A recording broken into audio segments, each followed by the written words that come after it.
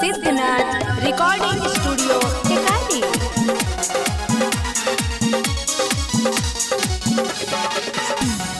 साखी रे राते हम गईनी बाधार में, हमरा के जादो जी धैल सकावार में।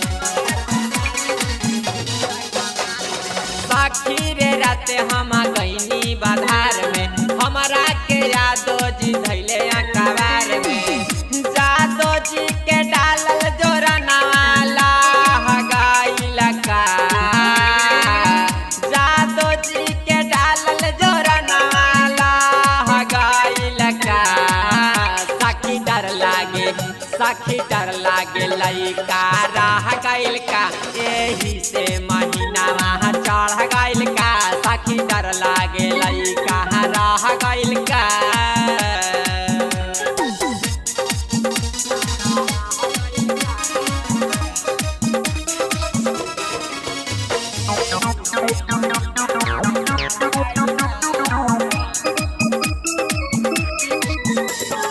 केतनो बहाना कैनी तबो न छोड़लस, हमर जवानी के जे सभी से कोड़लस।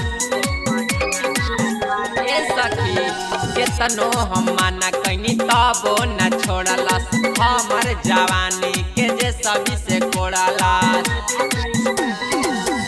सूता सूता के कैल का राह गइल का,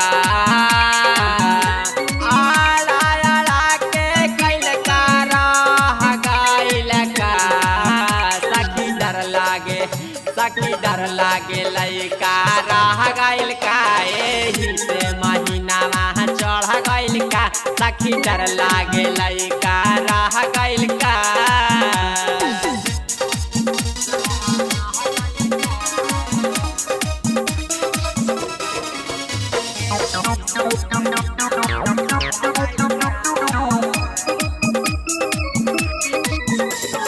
हमरा से निकहल लड्डू हाला चलावा, कबो नीचे कर हल्थिन कबो ऊपरावा।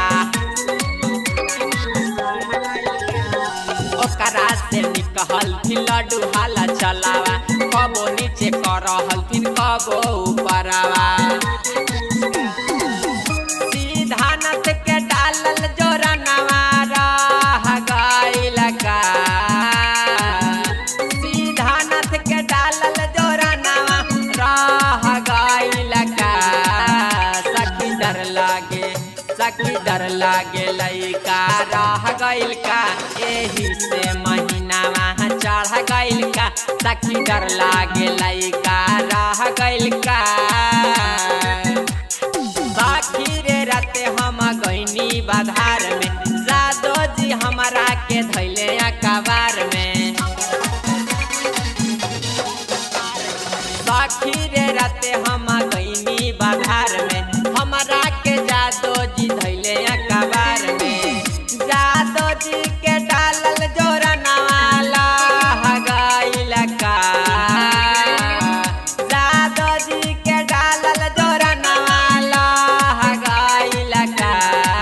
साखी डर लागे लइका रह गइल का, एही से महीना वहाँ चढ़ गइल का।